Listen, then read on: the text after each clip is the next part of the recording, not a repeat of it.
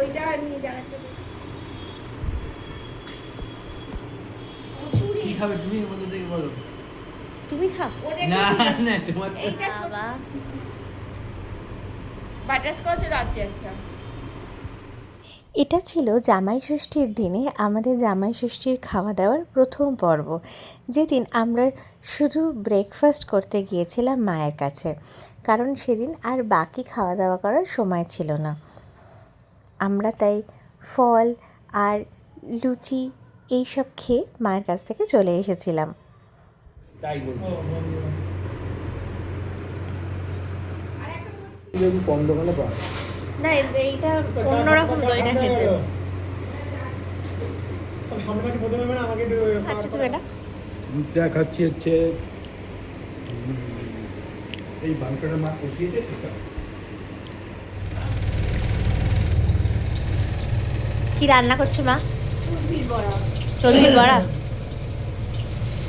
আর রান্না হয়ে গেছে তোমার? আর রান্না হয়ে মা সুপার ফাস্ট, 12টা বাজে এখন রান্না হয়ে গিয়েছে। ভাত হয়েছে। ভাত তো শুধু বাকি আছে। এখানে আলু ভাজার আলু পুড়ে রাখা হয়েছে, এখানে ভেটকি মাছের পাতুরি রান্না করা হয়ে গিয়েছে, এটার মধ্যে রয়েছে মাটনের আলু হাফ প্রিপেয়ার্ড, আর এটার মধ্যে পেঁয়াজ কেটে ভিনিগারে ভিজিয়ে রাখা হয়েছে। বাবা আমি তোমার জন্য ফুল আনবো ভেবেছিলাম, তারপর এই ইনডোর প্লান্টগুলো আমার বাবার ইনডোর প্লান্ট, যেগুলো আমার বাবা যত্ন নেয়। আর এই যে বাগানের গাছগুলো, এই বাগানের গাছগুলো আমার মায়ের হাতের যত্ন পায়।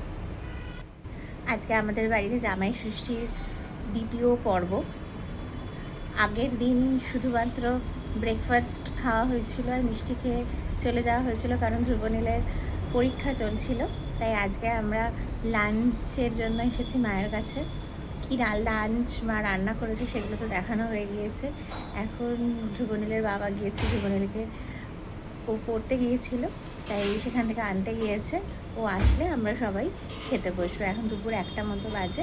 ও আসলে আমরা এবার একসাথে সবাই খেতে বসবো। আমি ফাইনাল স্টেজে এখন আলু ভাজা বানাচ্ছি। দুপুরবেলা ধ্রুবনীর বাড়ি আসার পরে আমরা সবাই এখানে একসাথে খেতে বসেছি। এই ছিল আমাদের 2 পর্বের জামাই ষষ্ঠী। যেটা গুছিয়ে দিয়েছিলাম সেটা আর নেই, আর কি করা যাবে। ভেটকি মাছটা খাওয়া হয়ে গেছে, পাতুরিটা, আর এখন মাটনটা আর চাটনিটা বাকি আছে। মা এখানে খেতে বসেছে। না মা নুন খায় না, মা নুন নেবে? মা এখনো খেতে বসেনি। মা এখনো খেতে বসছে।